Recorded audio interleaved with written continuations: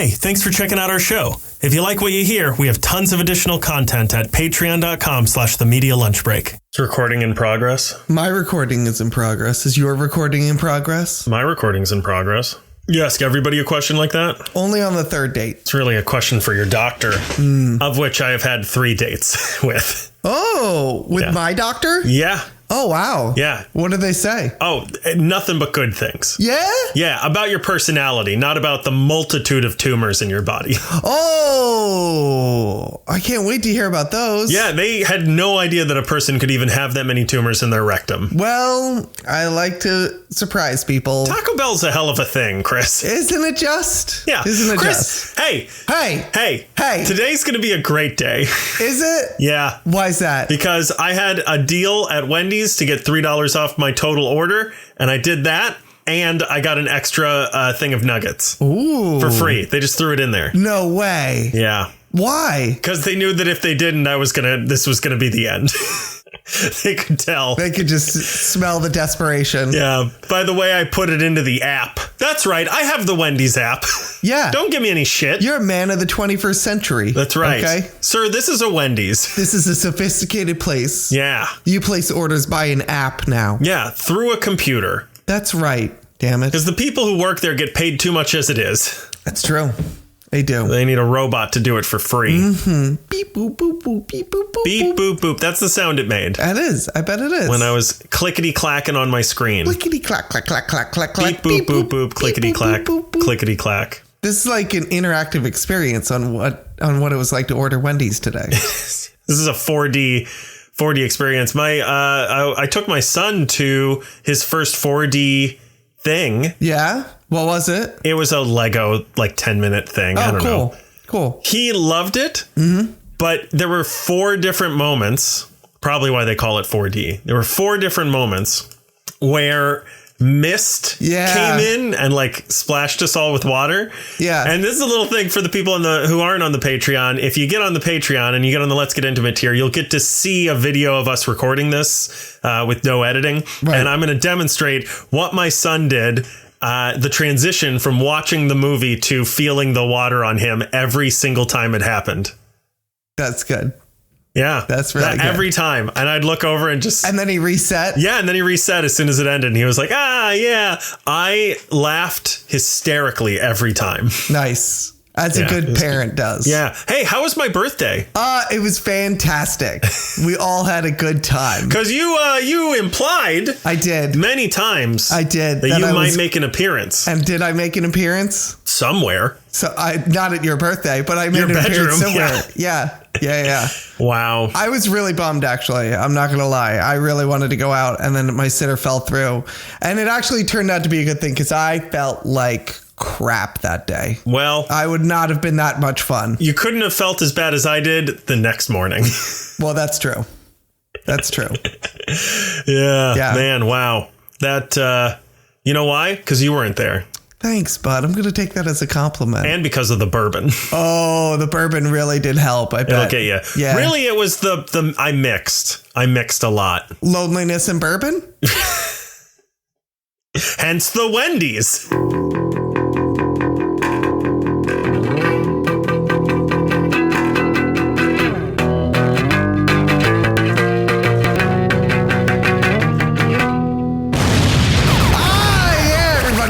Media lunch break, bringing you all of your comic, geek, and movie news all in the time it takes to eat a good sandwich and get some free nuggets. Mm-hmm. My name is Chris Triebel. Alongside me, as always, is my co-host Andrew Dunn. Say hello, Andrew. This is how you know that McDonald's has cornered the market. I call all nuggets McNuggets now. I have to stop myself from saying McNuggets. Yeah. Which is embarrassing when you're ordering at a place. I mean, they don't give a shit. They make $8 an hour or whatever. I made a joke about them making too much money, but, they don't get paid enough to care. They don't know where they work anyway. They just show up and That's fair, actually. I wonder if it's going to get to a point where McNuggets is like Kleenex. Yeah. Meaning you blow your nose into them. Yeah. Well, they're already like Band-Aid because they already cover up the painful wounds. They help you hide the pain. Mm-hmm. They help you heal. They do. And interesting note, They soak up blood really well. Don't ask me how I know that. Yeah, but also if you eat either of them, you're going to get a clog in your colon. Yeah, that's true. Yeah, that's really true. That's really true. Or rectal tumors. Yeah. Oh, by the way, that reminds me. Say hi to my doctor. I will and have. Thank you. I'm texting them right now. Excellent. Thank you. They said see you tomorrow. I'm not going to go see my doctor. That's ridiculous. Yeah, they can come to me. Exactly. With this many tumors, I'm not going anywhere. Fair. Yeah. Andrew. Yeah. What are we talking about today? Chris. Yes? Jesus Christ. Thank you. When I was a young man, I got a lot of chain letters from my grandparents. You ever get a lot of chain letters from your grandparents? Well, it happened to me. And one of them was a story about a man and his son who walk into a hospital during a horrible epidemic, and the doctor runs some tests and realizes that the son's blood has everything they need to develop a cure and asks if they can use it. The dad asks, how much of his blood do you need? And the doctor says, we need all of his blood. And that was supposed to get me to convert to Christianity somehow. Anyway, my grandparents are in a better place now. I mean, they're definitely in hell, but before they died, they were in Ohio. So they're in a better place now. Fun fact. Ohio is where most astronauts are from, which makes sense because being born in the same place as J.D. Vance would make anyone go on a suicide mission into an endless void. Also, the state motto is, you don't think I can make that jump? Hold my beer. Anyway, what does Ewan McGregor say to his wife when the freezing rain starts coming down? It's Hail Mary. Boom! Chris, what did you think of Hail Mary?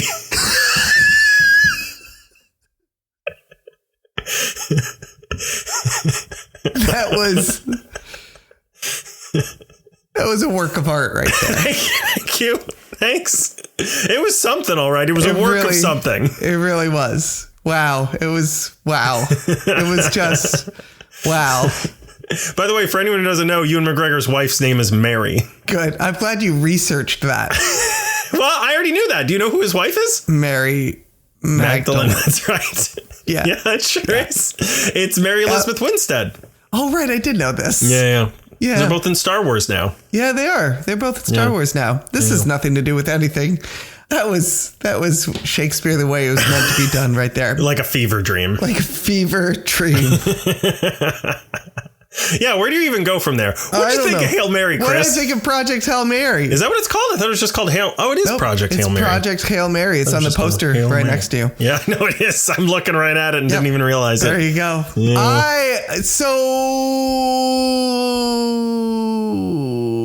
Do we have to describe what this movie is about? Ryan Gosling goes into space. He's got to save the world. Sun's going out. And then they go, hey, we got one trick up our sleeves. And it's to send you, Ryan Gosling, into space. Yeah. And then you're going to find another star that isn't dying and figure out why it's not dying. Yeah. And then that'll save the world. I really like this movie. I thought this was really, really a lot of fun. I think Ryan Gosling holds his own, which is a yeoman's task because for the most part, I would say for a good portion of this movie, he's on his own. Like he's the movie. He's the movie. That is it. Like it's just him and a ship.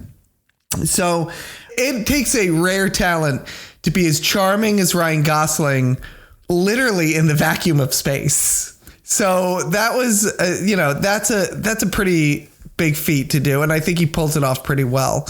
Lord and Miller, who directed this, has some really beautiful shots in this. I think this is worth, I'll say this up front and then I'll end up repeating it later like we always do. But this is one of those movies that there are a couple of shots I'm like, yeah, this is worth seeing in a theater. This is, they craft some really beautiful shots of space and everything. Yeah. And it's, like I said, it's a charming film. I really enjoyed it. What did you think of this? Yeah, I agree with you. I'm going to level with you. And I don't know why, but I went in with medium low expectations. Sure. People are saying this is going to be the most amazing fucking thing on the planet. I have friends who've read the book and they're like, oh, dude, it's going to be so good. And I'm like, okay, everybody calm down. Yeah, just relax a little bit. Right. Because half the time you say that shit and it turns out to be mediocre. Right. I also know Lord and Miller have done some good. A lot of good things. But they've also whiffed a couple of times, and maybe not entirely their fault. But I remember, they were originally supposed to do Solo, I think, right? Yep. Yeah. In fact, they shot most of it. Right. And you would think that would mean most of that film was pretty good. But then another very good director took over. What's his face? Ron Howard. Yes, Ron Howard. Yeah. Opie. And then it was still it was bad. Yeah. So like, who knows what this is going to be? It's mostly one guy. I think Ryan Gosling is a perfectly fine actor. Generally, he's fine. But who knows if he can carry a whole movie on his fucking own, basically. And so I went in with kind of low expectations, I'll say medium low. Not like I didn't think it was going to be bad, but I thought I'd walk out going like, okay, yeah, I watched it. That happened. Right. Yeah. And instead, and there were moments of that. There were elements where I was like, what is this? Yeah. What's going on? Yeah. But really, they were just fleeting temporary moments that oftentimes were actually necessary in getting me to the emotional point that the movie needed me to get to. And we can get into specifics on that later in spoilers, but it is largely an incredible film. Yeah. I agree with you on the cinematic shots as well about, man, I'll put it this way. For a while, one of my first girlfriends was a tech theater person, and she did a lot of lighting design. And I remember her telling me at one point that complimenting the technical aspect of a theatrical production is actually an insult. You're not supposed to say the lighting was really good. Right. You're supposed to, like, the goal is to make it so you don't think about the lighting. Right. The lighting shouldn't even be noticeable. Right. You should finish a show and go, like, you meet the lighting designer and go, oh my gosh, there was lighting in this. It didn't even occur to me that there were other elements going on. What did you do anyway? Yeah, exactly. What do you mean? What lights? Yeah. But I say that to say that the cinematography in this movie does that. I kept forgetting I was watching a movie in space. Even when it would give these sweeping shots of the stars and of the planets. Right. I always try to watch these movies from the perspective of someone who is going to review them whenever we're reviewing a movie.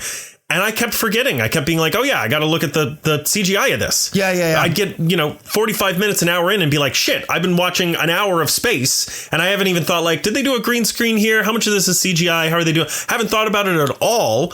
And then by the time I'm like, okay, now I'm really going to think about it, I'm already back into the story again, completely forgetting that there's a technical element of this film. Yeah. And it is effortless. I mean, it's not. It's hundreds of millions of dollars. Right. Yeah. And a ton of time and energy and probably, 2,000 CGI people and set builders and stuff like that. But it comes across the screen as effortless. Right.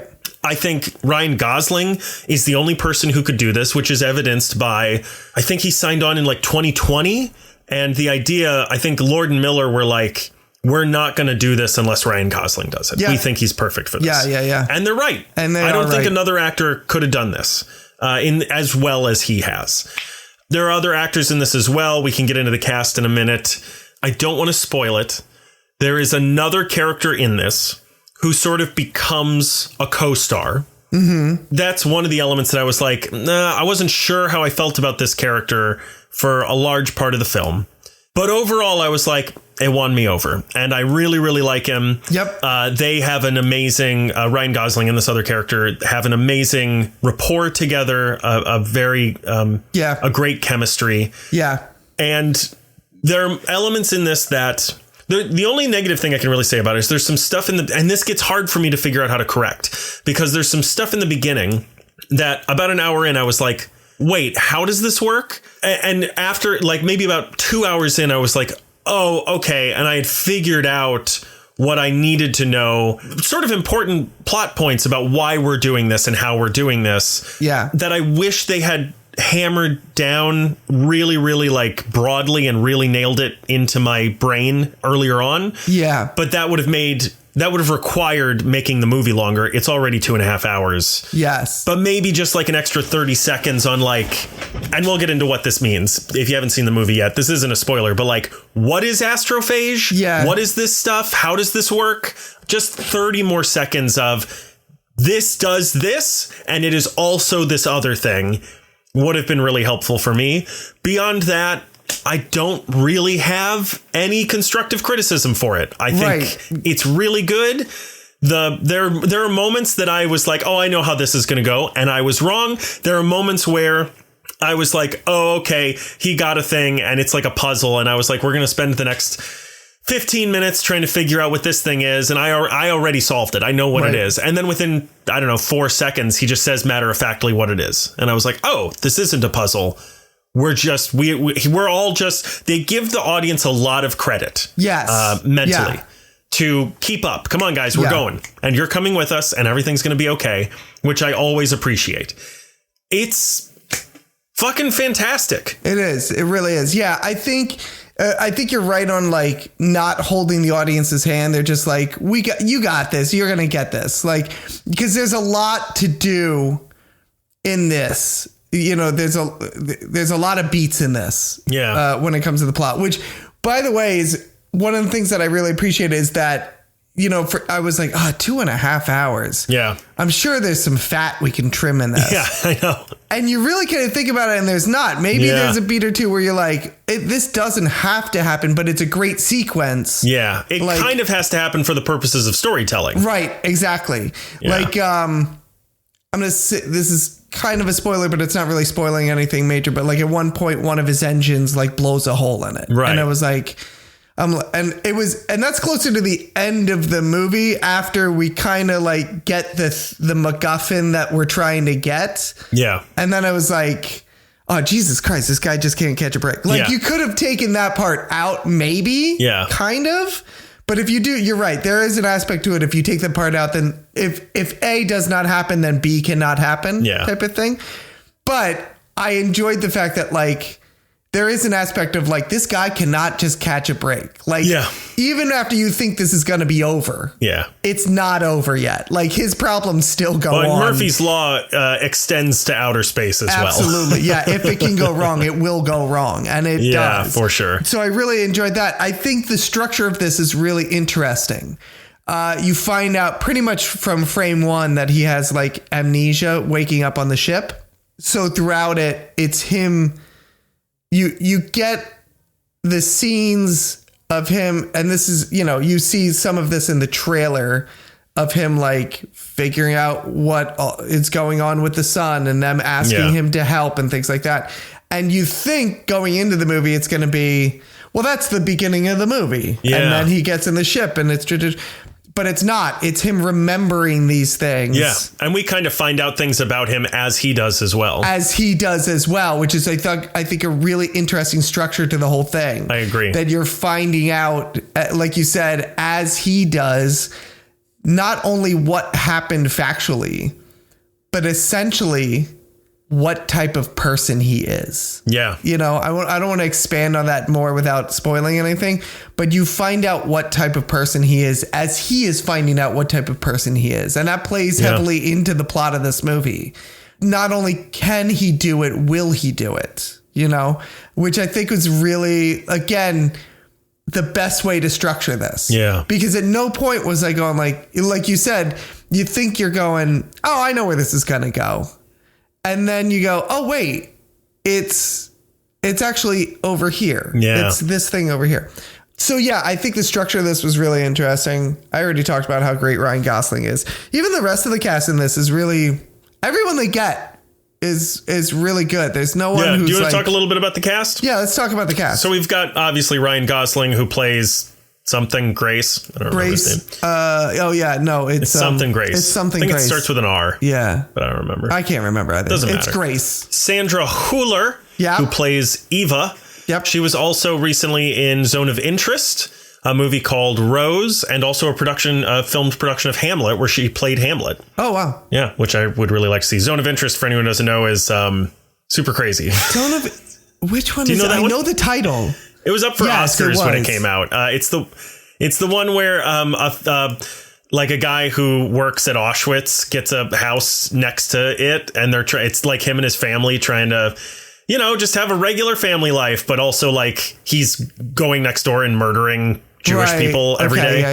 Yeah. And it's like they're having trouble growing crops because of all the blood in the ground and shit like that. And it's like, man, stuff like that. It's shucks. Yeah, exactly. A fascinating look at that life. Okay. James Ortiz, who I'll just say plays Rocky. Yep. We'll talk about more about him in spoilers. Lionel Boyce plays Carl. who was also in The Bear. The Bear. He's great in The Bear, and I was happy to see him pop up. And they have a great chemistry as well. Yeah, they do. I agree. They really I'm glad do. to see he's getting work. Yeah. Oh, Milana Vaintrub? I don't know how to pronounce her name. Okay. She plays the Russian cadet, the astronaut. Yeah. And do you know who that is? No. So she is most famously known for being, I don't know, some phone commercial person like Verizon or some shit. Oh, yeah. No, I know who she is. She was going to be Squirrel Girl. She was going to be Squirrel Girl in The New Warriors, but then Ike Perlmutter said the show was too gay. Yeah, that's right. I didn't recognize her. Me neither. Because she plays a Russian person. Yeah, she sure did. She's also not in it very much. Yeah. Ken Leung, who's the Asian astronaut, who's also in Lost, The Sopranos, Old, Saw, X-Men Last Stand, Avatar The Last Airbender, Inhumans, and I was scrolling down looking for what I knew him from. I was like, I know this guy from a movie I saw probably 100 times as a kid. Yeah. And I'm trying to find what it is. And I'm like, fucking Lost, The Sopranos, X-Men, Avatar, Inhumans, what the fuck? And finally I get down, it's like his third thing that he ever did. Rush Hour is what I know him from. Oh, okay. Yeah, I knew him from anything. You know what I mean? He is one of those it's that guy. He's in everything. Yeah. And then also, and I didn't get this person's name. I should look it up. I didn't get it because I was like, I do not remember this character. Let's see if I can get her name. Yeah, it must be this one. Priya Kansara voices Mary. Oh. Right. And I was like, I don't know who that is. And I left. And then I was watching videos on the movie and I was like, oh, fuck, it's the fucking ship. It's the Hail Mary. Yeah, it's the Hail Mary. Yeah. So, and she does a good job. She's good, too. Yeah. Let's is there anyone else you want to talk about or you want to talk about the budget? Let's talk about budget because this is it's a big movie. It's a big movie. Starting budget is roughly around 200 million net.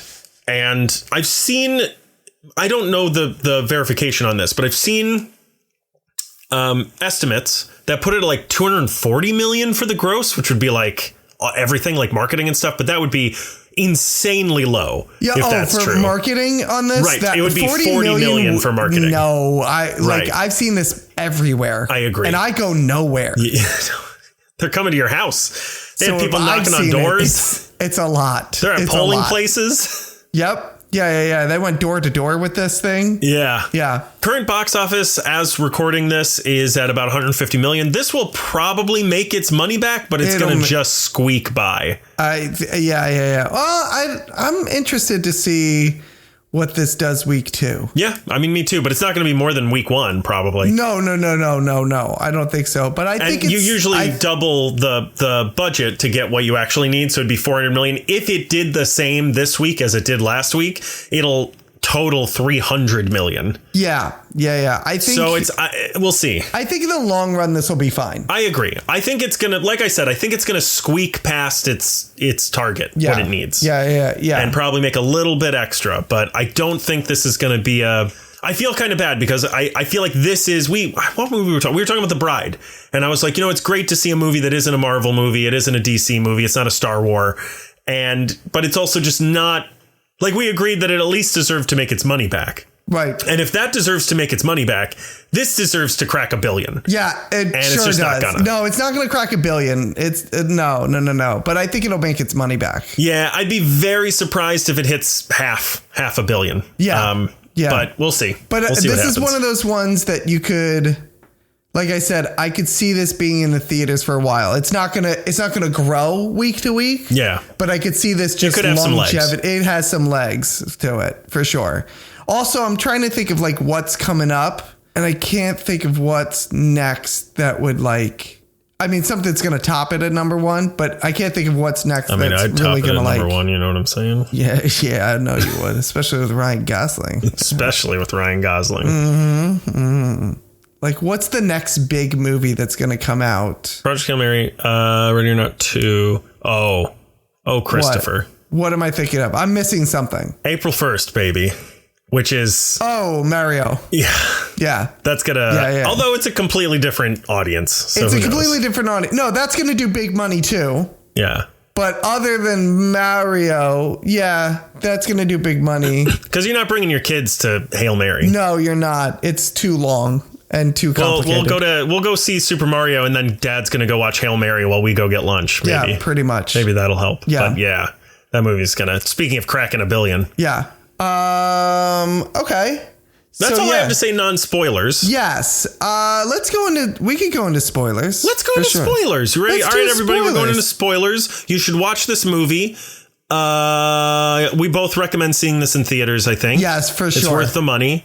Yep. So take that for what it's worth. Make it crack $1 billion. Yeah, please. And if you can't, times are hard. Make sure you catch it when it comes to streaming. It's going to be, it's probably going to be what's the word I want to look for here? I don't want to necessarily call this the best movie of the year, but what I want to call it is like the most broadly liked movie of the year. Yeah, I feel like it's the most, like, I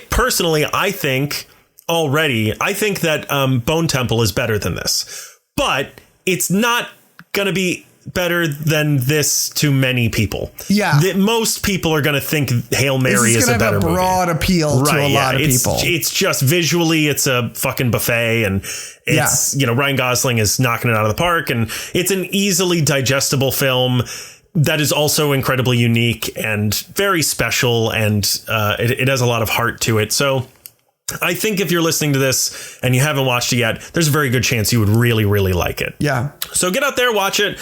And for anyone who has already watched it, it's time to get into spoilers. Right now, spoilers, that's your warning.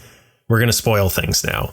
Lots of twists. The explosion and then like taking him by force. I did not see coming at all. I did not see coming at all. I knew, the explosion, I was like, oh, that's how he gets into the into this. Because I was part of me was like, I thought they were leading us towards he's going to have this epiphany. Like I said, I kept thinking like, oh, I know what this is. I know what they're doing. I get it. And so I thought they were leading us to he's going to have this epiphany of like, you know what? I don't have anyone in my life. I should go up there and I could really be the person. And he was going to step up for what's right. And fucking no, he didn't. No. He pissed his pants. Oh my God. I was like, they're going to force him into this somehow. I thought it was just going to be like, which movie is it? Is it Apollo 13? Yeah, it's Apollo 13. I thought it was going to be like, this guy's got a cold and can't go. Yeah. That type of thing.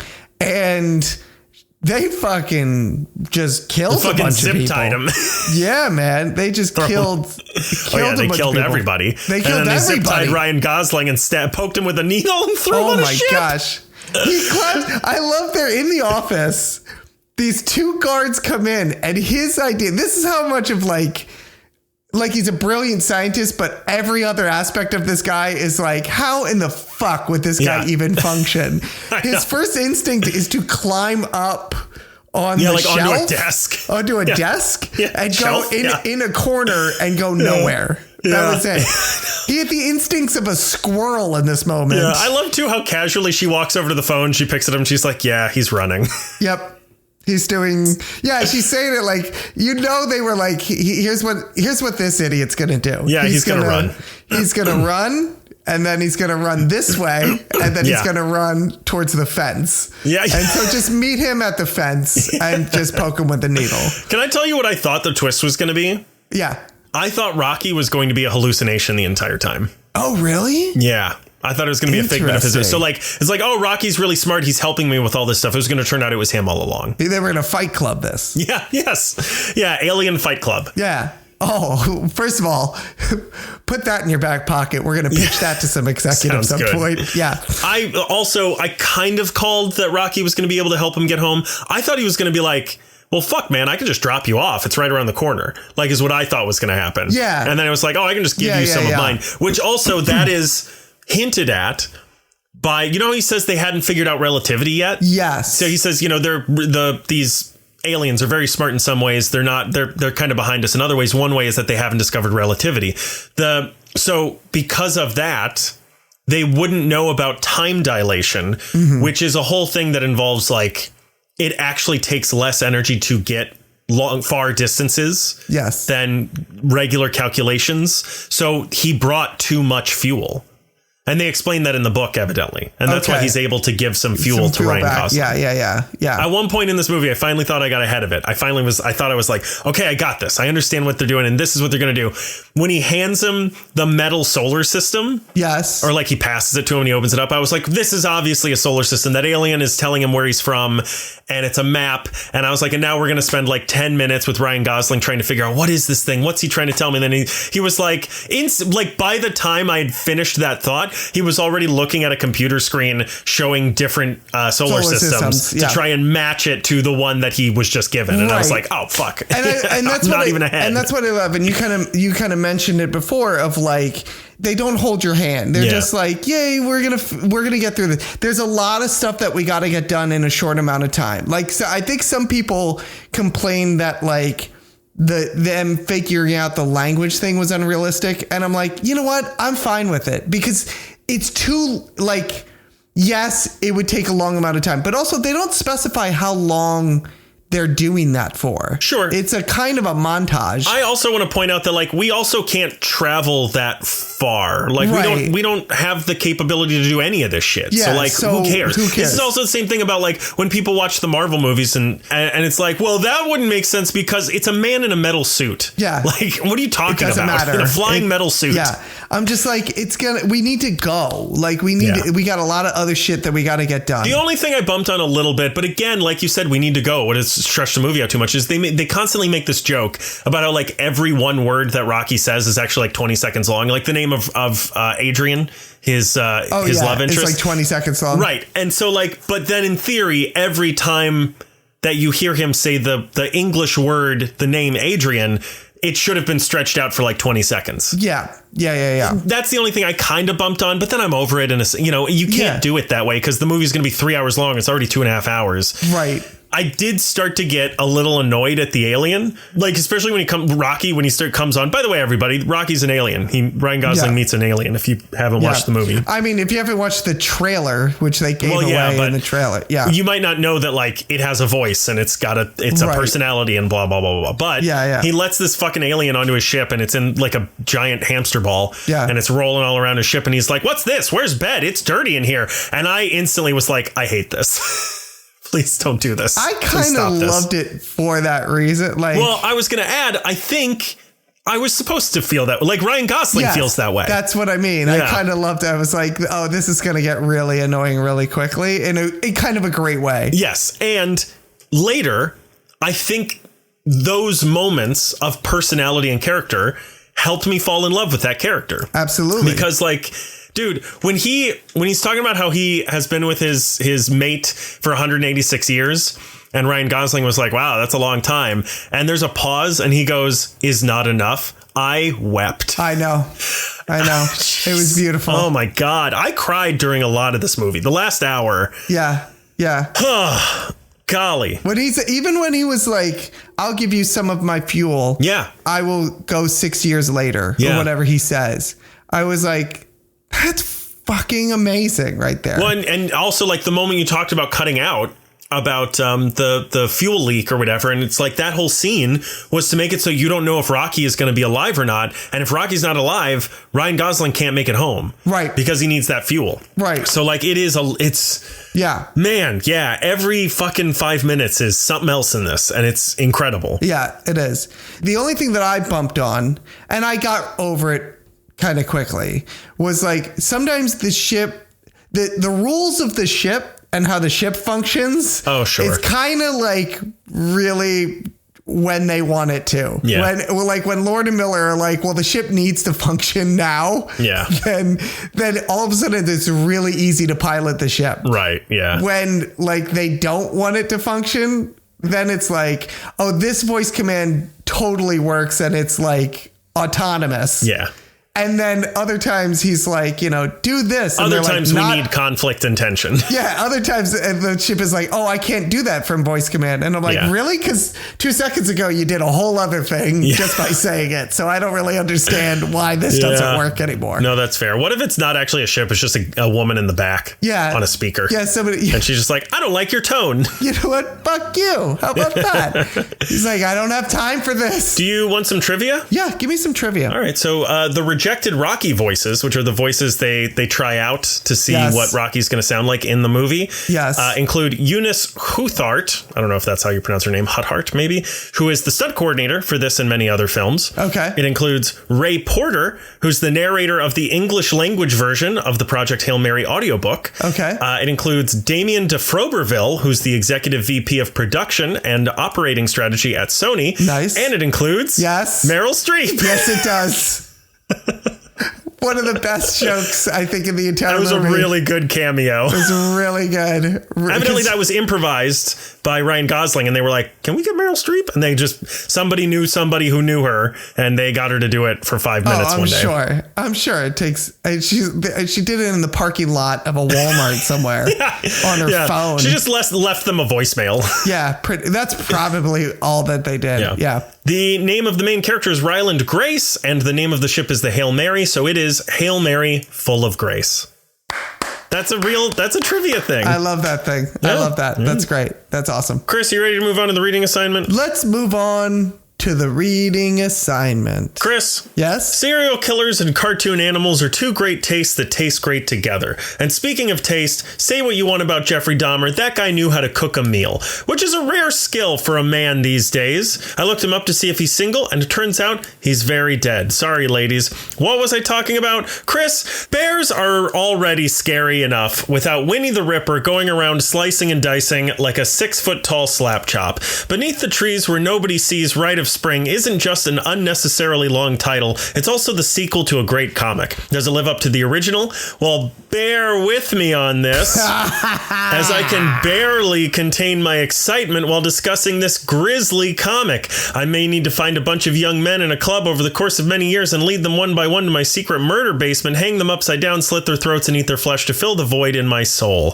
Chris, this week's reading assignment is Beneath the Trees Where Nobody Sees Rite of Spring. All right. I'm excited about this one. All right. What did you think of this? I really like it. Yeah. I mean, it's a great sequel to a great comic. Yeah. The first one is one of my all-time favorites that we've read on here, I think. I don't even remember what I said about it, but it is one that has stuck with me. Yeah. Where I recommend it to a bunch of people as it comes up. Like, I'll be talking about comics and, I'll mention that I have a podcast where we review comics, and I'll be like, oh, this one's a really good one. If you're an adult who likes adult themes and also wants to try to get into comics, but you don't know where to start, not this one, but this franchise is a good one to start with. Yes. Lots of twists and turns. It's, you never quite know where it's going. It's not slow. It's very, very quick. Mm-hmm. And the last issue or two of this goes completely off the rails in a really does it ever, in a completely manic kind of way, and it is fascinating. It's really good. What did you think of this? I loved it. It is hard to do.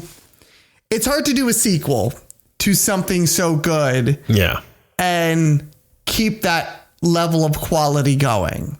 But this does it. I think I really, really enjoyed this. Yeah.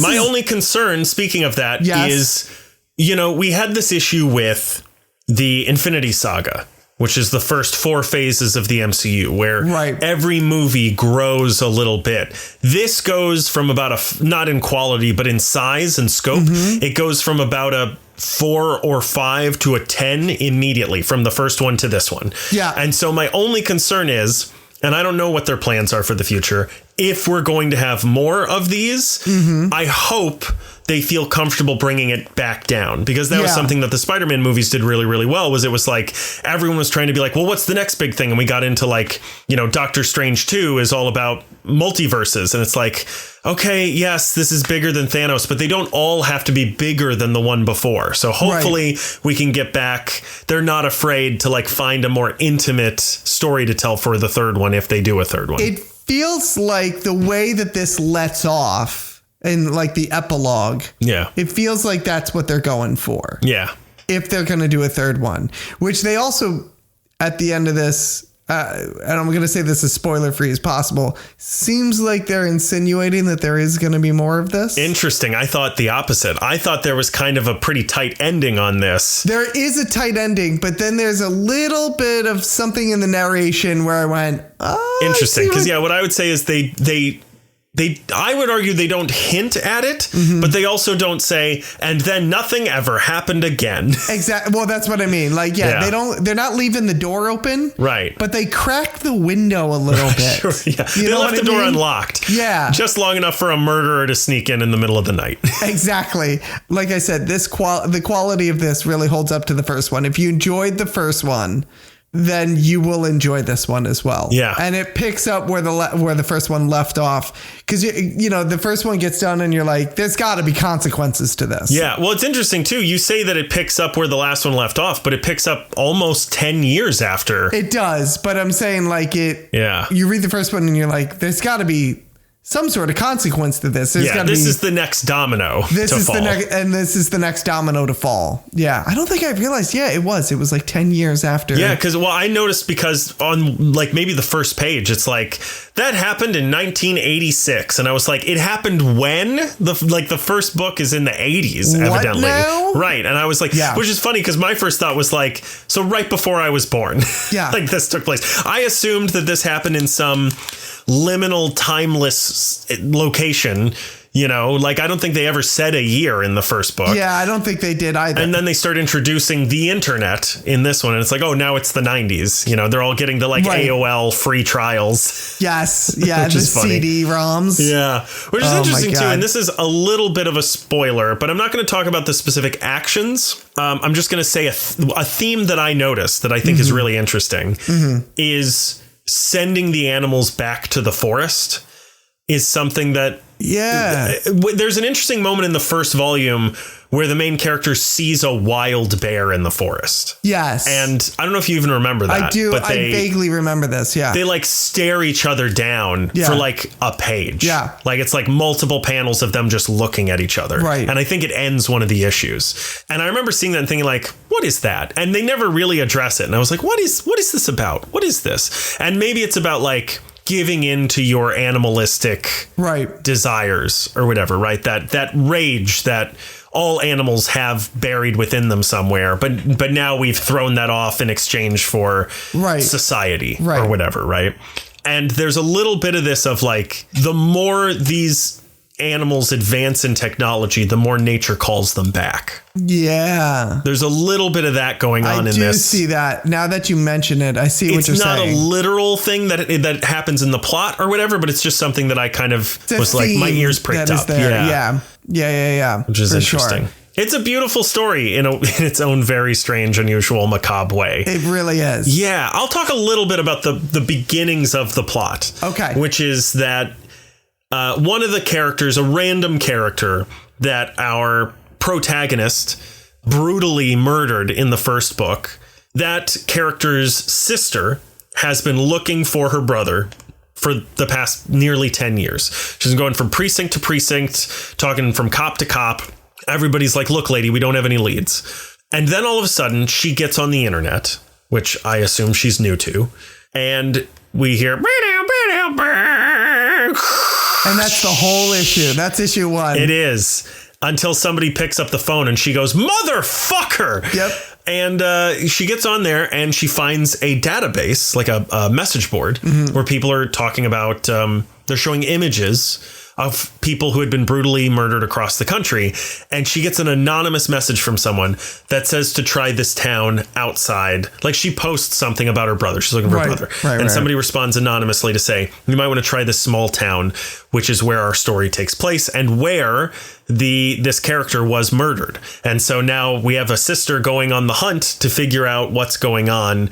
And she's getting closer and closer. And some people are helping her. Some people aren't. Who sent the message? Who's to say? And it gets very, very interesting. There's a lot of cat and mouse in this that is very similar, but also different to what happened in the first book. There was a lot of cat and mouse in that, but in a very different kind of way. Yeah. And this is a taste that complements the taste in the first book. Yeah. This is definitely, like you said, it's different in the first book in that there is a circle that tightens throughout the entire series. Yes. That you just go, oh, I don't know how this is going to end. Yeah. Like you're going the whole time and you're just going, this is going to end badly. Yeah. I don't know how it's going to end badly. It's going to be messy. I don't know who it's going to end badly for. Right. But it's going to end badly. And boy, does it end badly.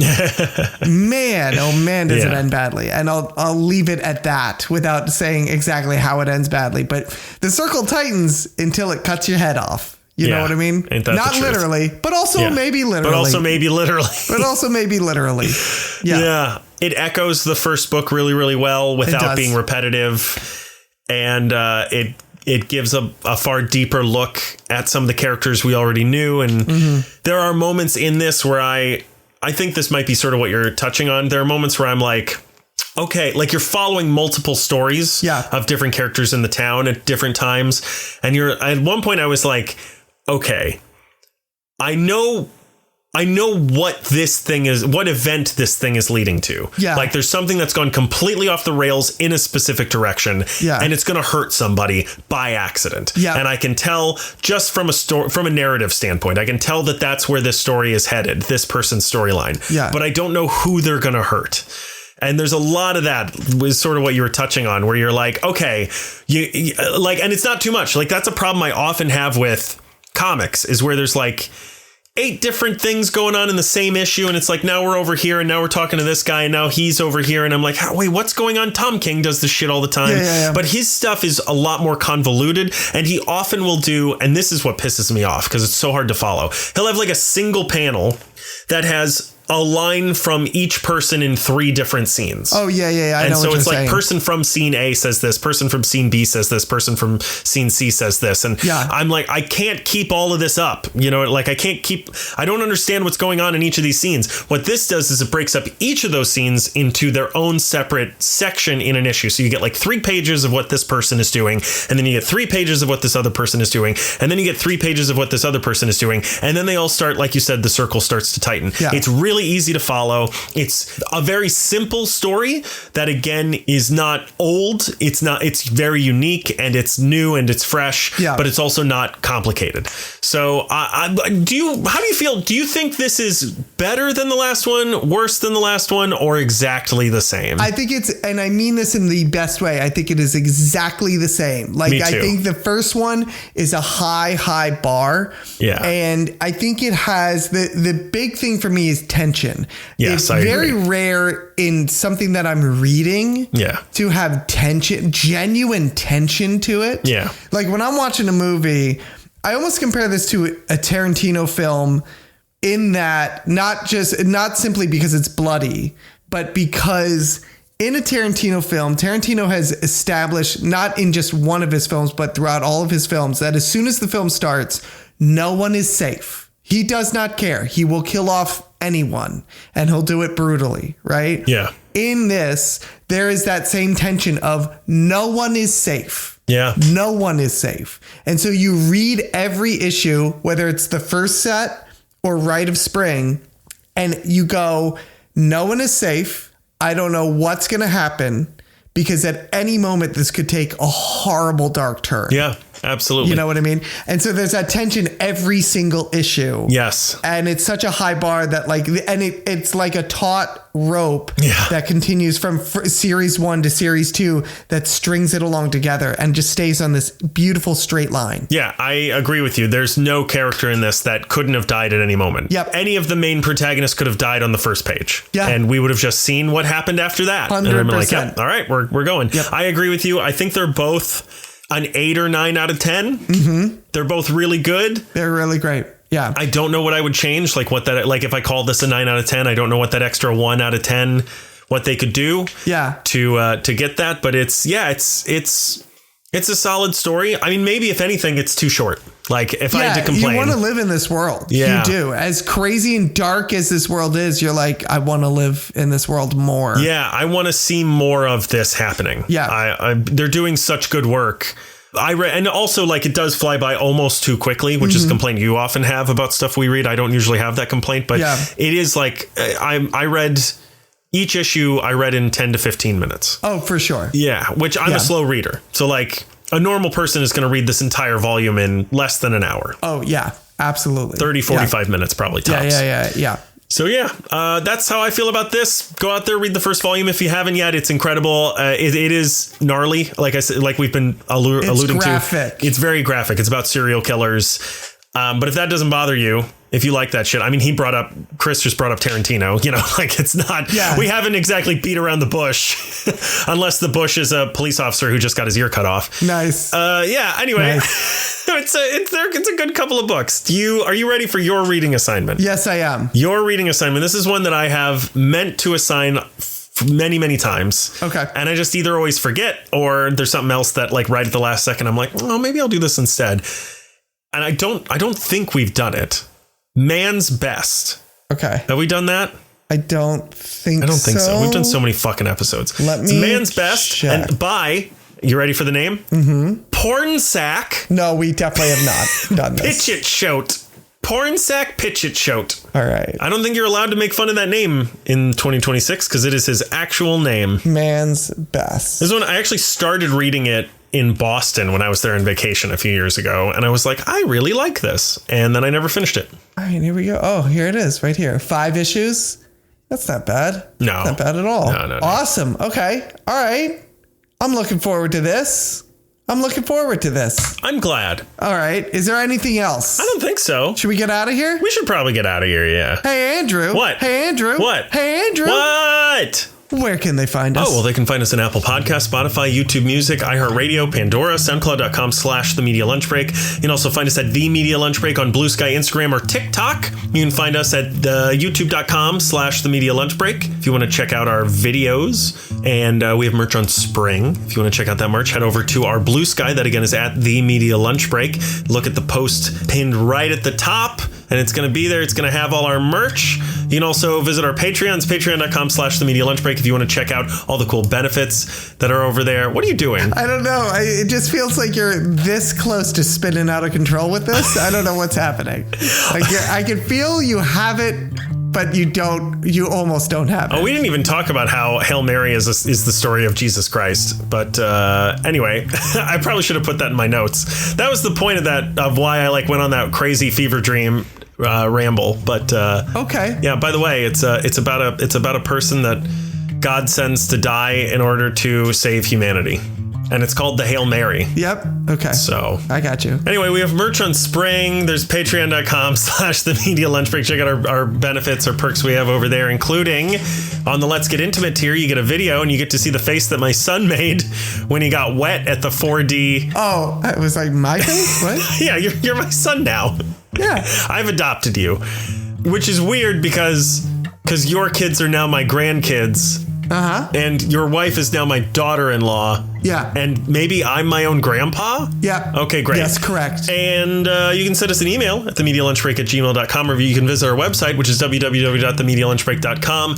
Give us a rating and a reviewing on iTunes, SoundCloud, or YouTube. And last but not least, special thank you to Julie. Thanks, Julie. Who's also a parable for Jesus Christ. Oh, really? Yes. I have seen her... She's like, I'm going to get a glass of water. And then next thing I know, she's tanked. Yeah. Just a full bottle of wine. She disappears to the bar and all of a sudden she comes back with a glass of wine. It's crazy.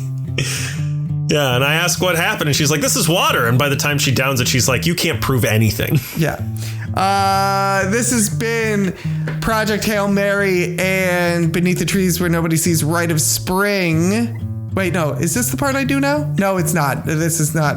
No, I'm way off. On leave a rating and reviewing. You can leave it a rating. Really does help. You can leave a write in app. It really does help the show. I was the one who was like, I don't think he's going to get through this. I think he's going to lose control of this. You're spiraling. And I just fucked it. Just fucked it all to hell. You can leave a rating and a review, and you can leave a write-in app. It really does help people find the podcast if you leave a 5-star rating, so be sure to do that in your app of choice.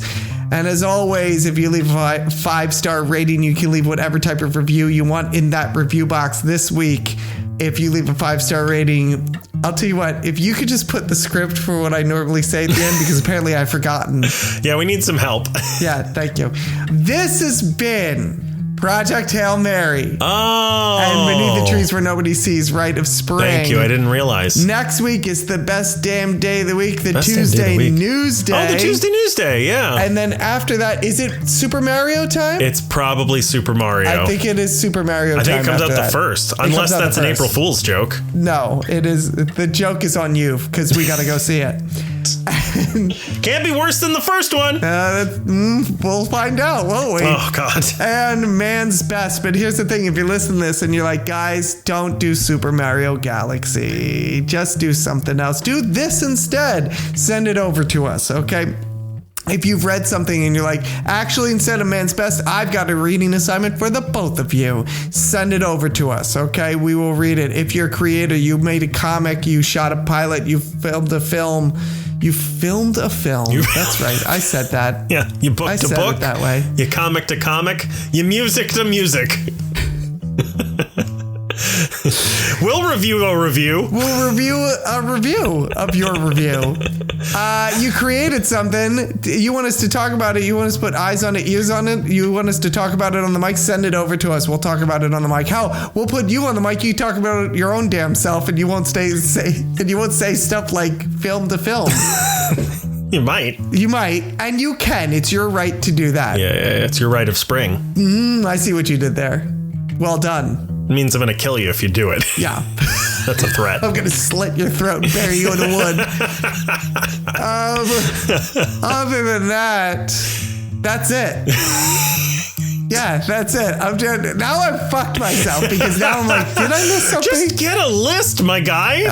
But usually I got this. Like, I'm right on it, man. I don't know. I like to think I make it up organically every single time, even though I say the same thing every week. This whole show is 90% editing, dude. Oh, my God. That's it. If you look at this, that's it. Look at that. There wasn't a thing. There's a thing. Yeah, and if we don't get out of here, this thing is going to fall apart. So we should probably get out of here. So if you're listening to this, go out and make a thing. Yeah, go make a thing. Do it. Just stumbling to the finish line on this. Jesus Christ. Jesus Christ, Project Hail Mary. Other than that, that's it. I'm clearly done. Clearly done.